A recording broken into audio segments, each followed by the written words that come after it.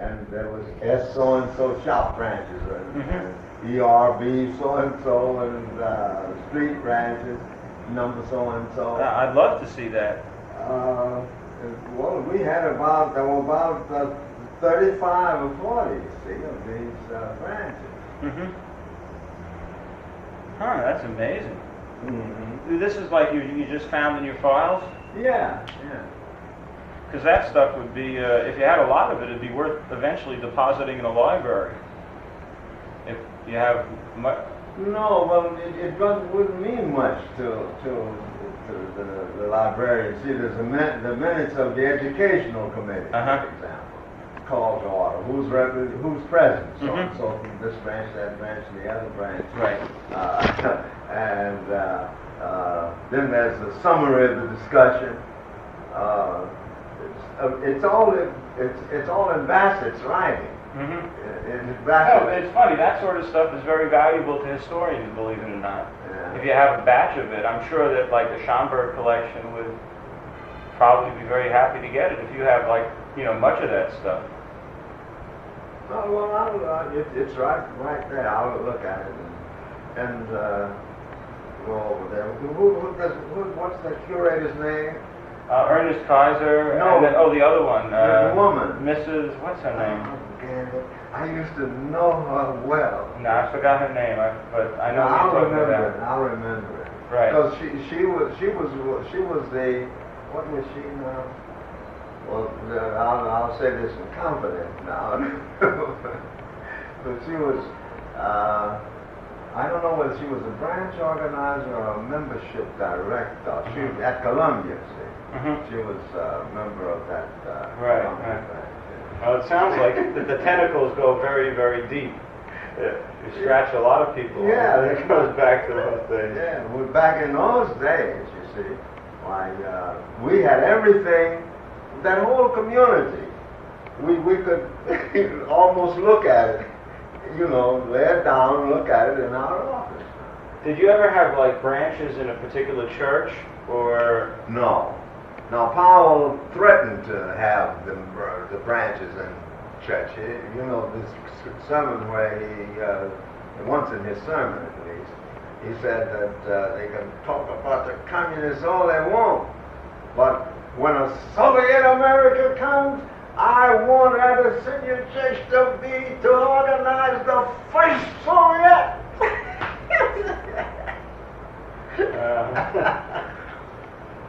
We tried to organize a branch. We had a number of his members.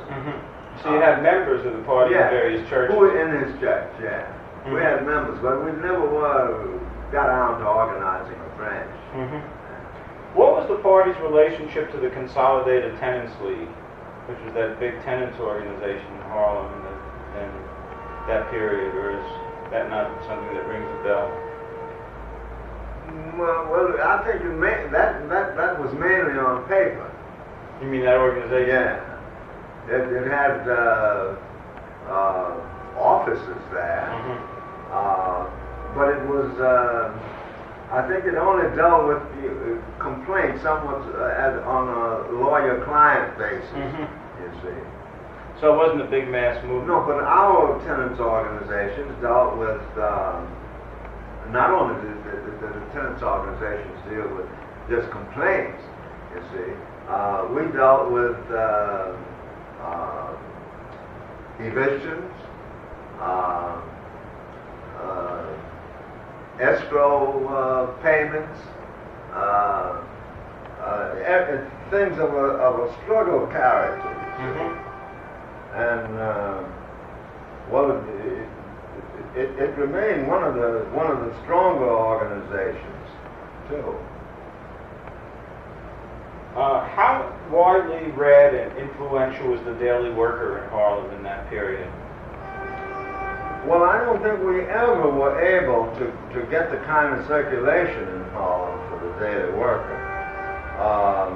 Although it was tried, we had Red Sundays and everything, and we got not so much circulation from the point of view of subscription, but through Red Sundays we used to cover maybe 500-600 copies. Mm-hmm. We would have these every Sunday, you know, mobilizations for the daily work. Mm-hmm. But it was never a success. It never caught on as a popular community. No. Okay. There are a couple of people, okay, which I wanted to ask you about. Hammy Snipes, we already talked about. Harold Williams also. Harold Williams was at one time the party organizer in Harlem. That was in the early 30s. In the early 30s, probably the late 20s and early 30s. Right. That's when that was in the formative period. Right.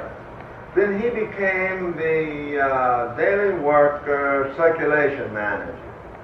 And that's the last thing I remember about Harold. And from there, he defected. Now, how he defected, why he defected, I don't quite get it. Mm-hmm. See? But I know he defected. What happened with, another person whose relation to the party, I guess, was stormy, is Richard Moore. Now, he was in Boston, I guess, through 37, and then I get the impression in 39 and 40 he's back in Harlem. Yeah.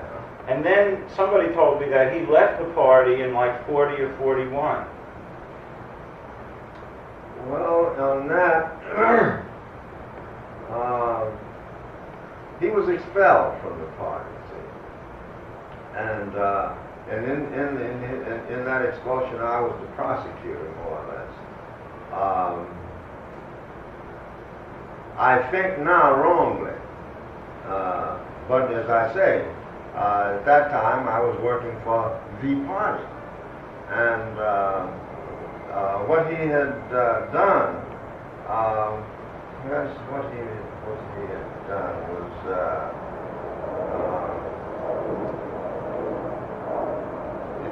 it's a problem that they're still working on. See.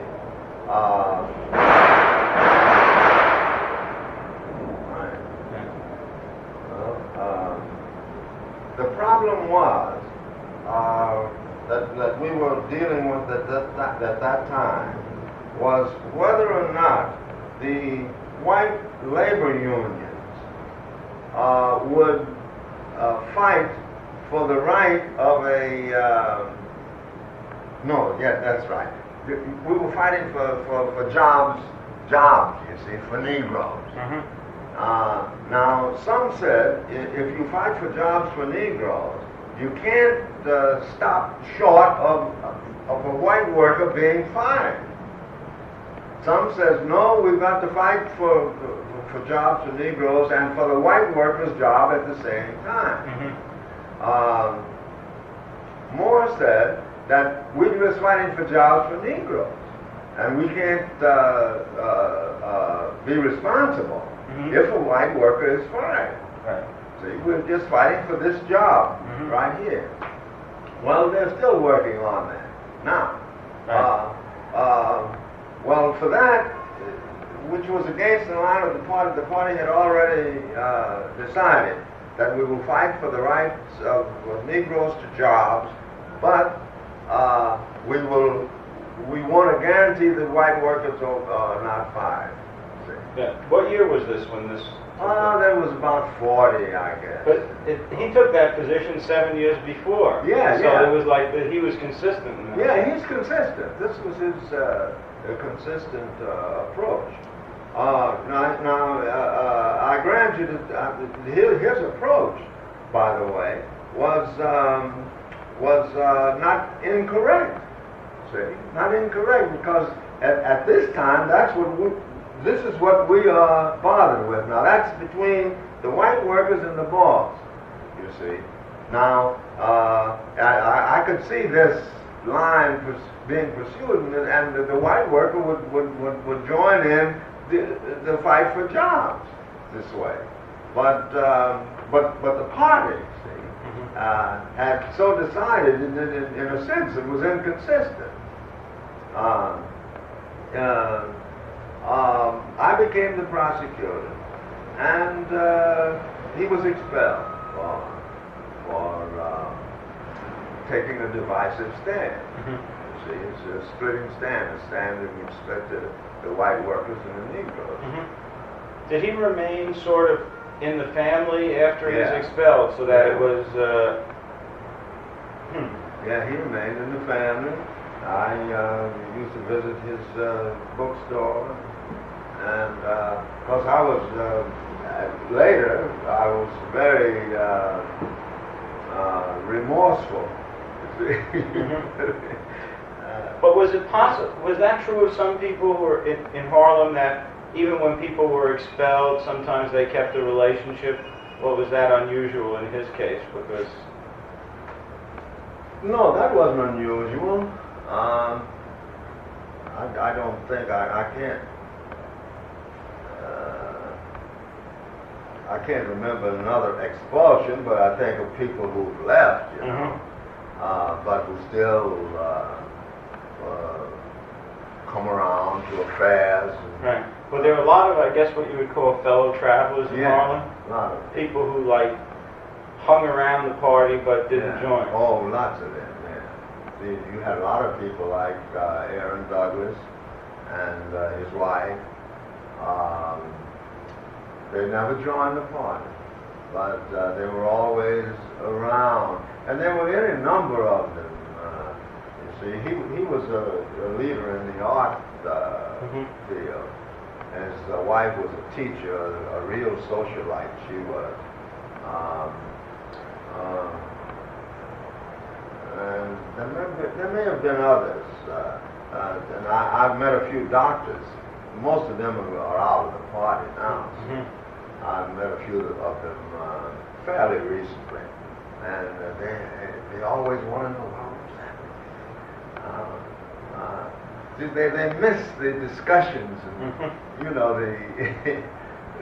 after all, the party did give them a chance, you know, to discuss politics, which before hadn't. No, it's my own experience. I know that even in all the craziness of the movement in the '60s, which I was involved in, I still miss it. There's a there's a vitality. It's, everything is. You're in touch with the people who are doing something to change. Yeah. You see, you're in a movement, and you read about what happened over there, and this is a part of you that's happening. See, I helped to make this happen. Yeah. Right. So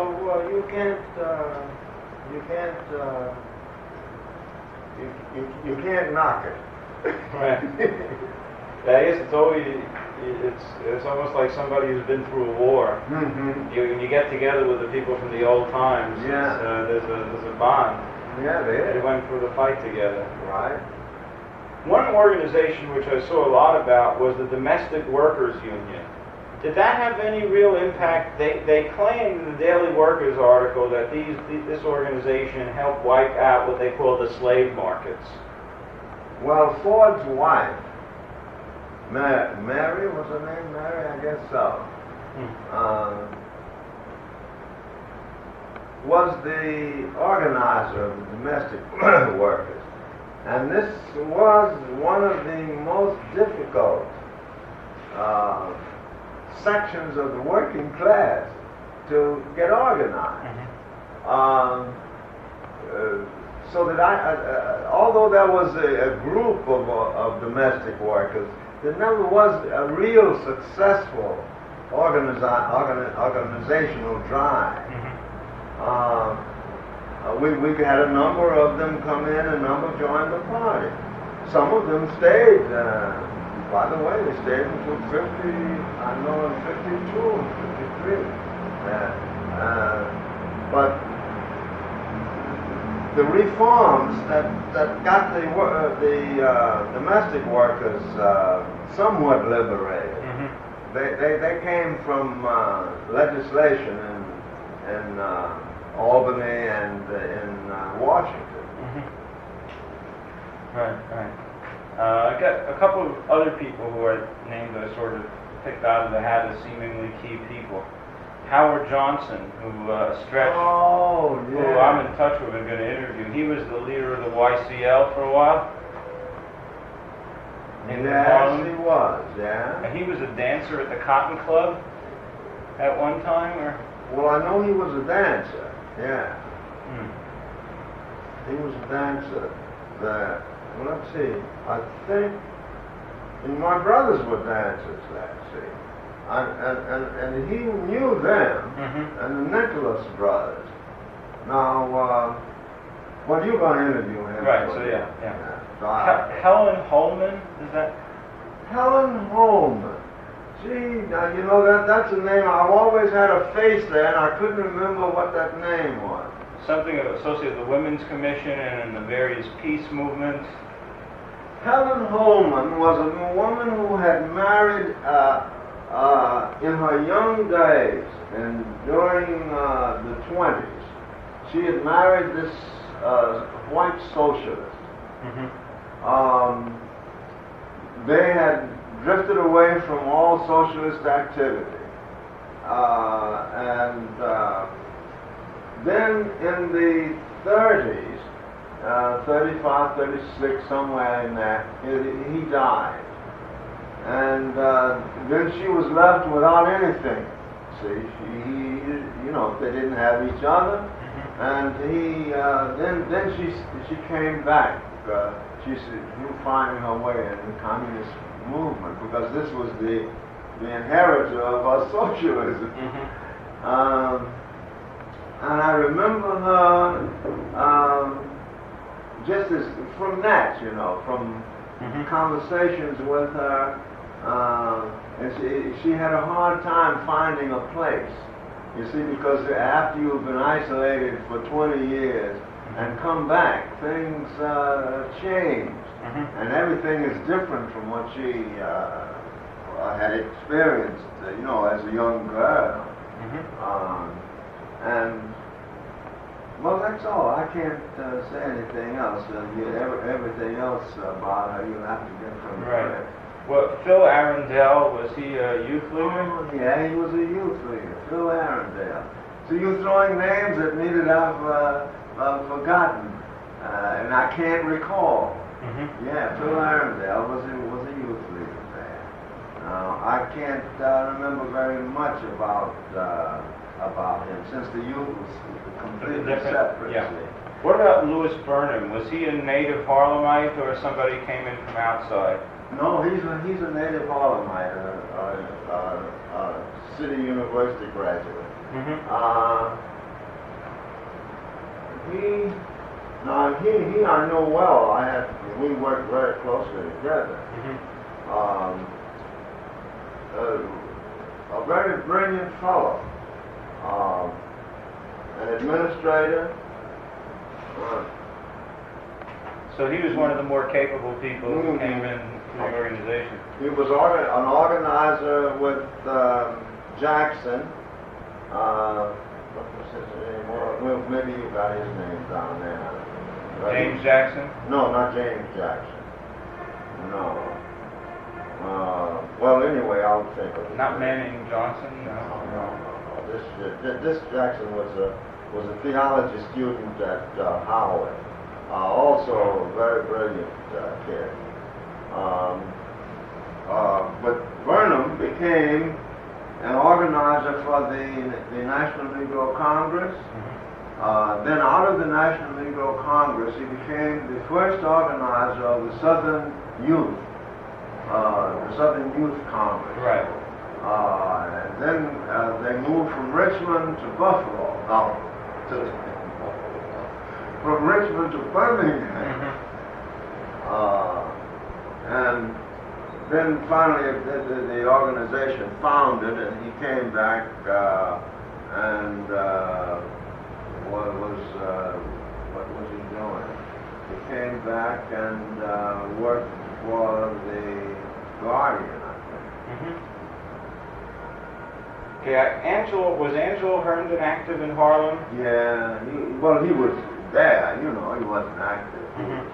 He came there, he was writing his autobiography, and then he helped to organize a publishing company. They published one thing. They published, I think they published two books, The Kidnap and the Ransom, and the autobiography of Frederick Douglass. Right. What about Eugene Gordon? He was a writer for the Daily Worker, and Eugene Gordon. Well, Eugene Gordon, you know, where I first ran into him was a long time ago in the American Mercury. That was one of my favorites, that Mencken's. Right, yeah. And he used to write for that? Well, he used to write for, he was one of Mencken's boys. He used to write for Mencken. And that was my first guard. And he worked for the Daily, that's all I can say. And let's see, Max Jurgen, who was... Max Jurgen. Was, I guess, a leader of the National Negro Congress and then eventually turned informer? Yeah, but Max Jurgen came from South Africa, see. He came from South Africa. He was so mad with them. I imagine Ford and I, we met with him, and he's telling us all of the, the indignities he had to suffer in South Africa, and how he was a wine man in South Africa, and how he couldn't teach the kids what he wanted to teach them, and he wanted to put himself at the disposal of the party. Gee, look at the big fish we got. We took him down to Browder's and we talked with, Browder. We had a long talk at that. Well, we finally became, he would become anything we had said then.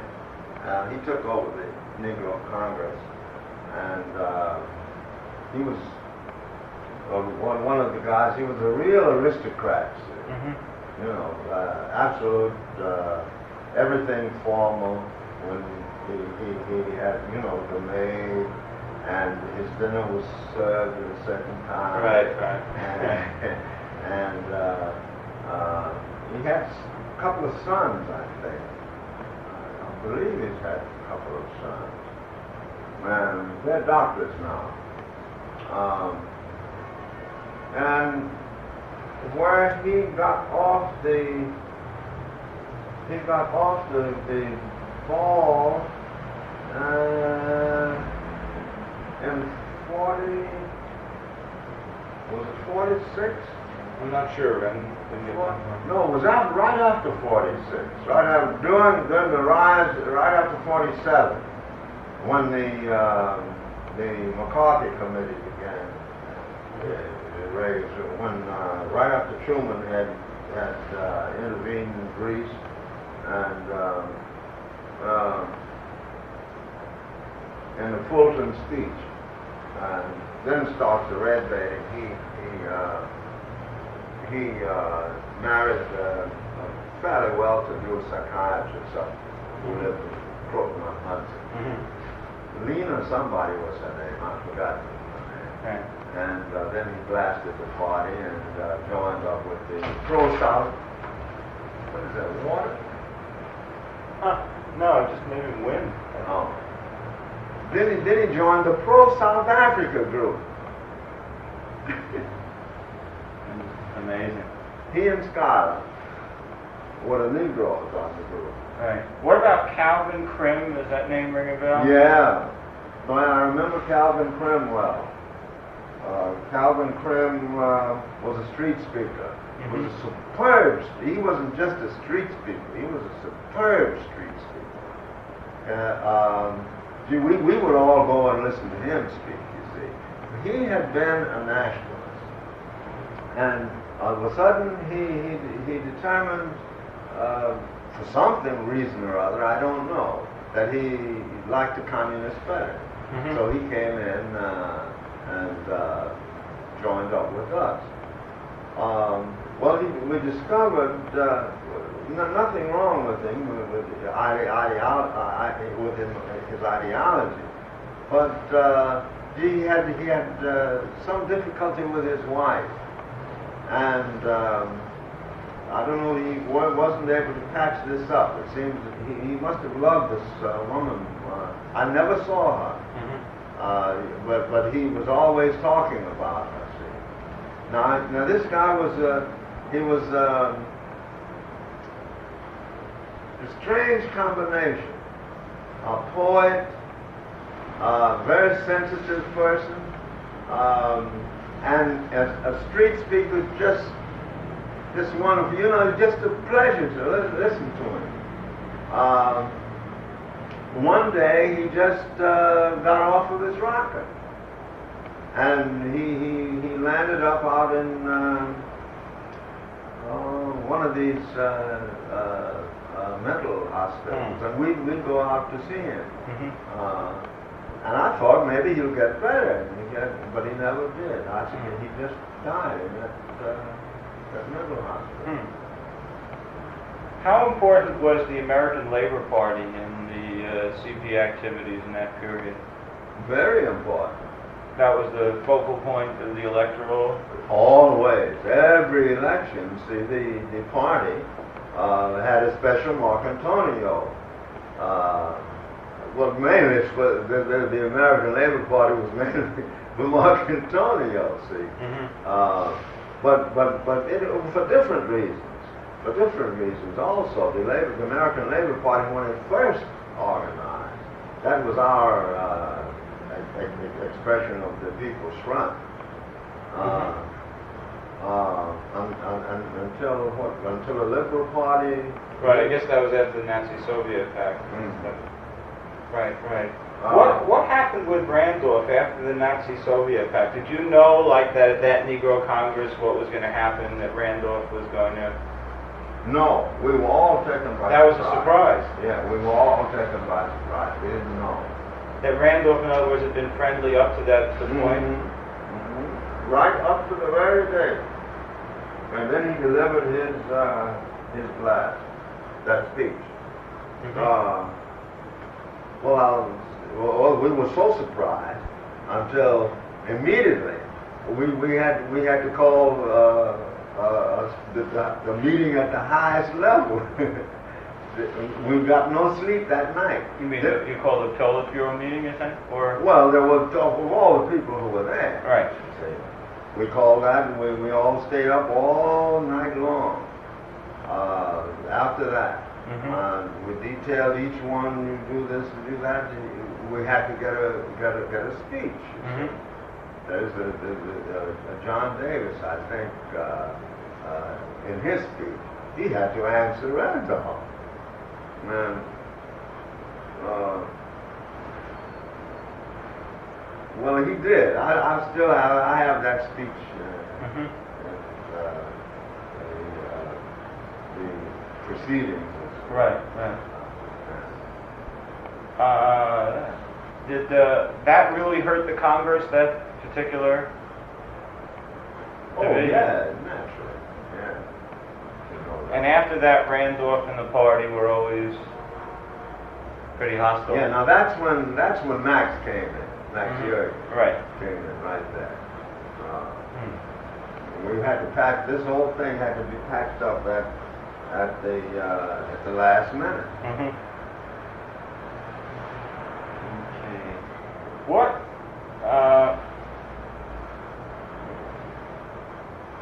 I noticed that, like, shortly after Savory and Powell took over the Amsterdam News, they started firing the people in the guild, like Poston and Moon and Otley and those people. Was that a big issue, or?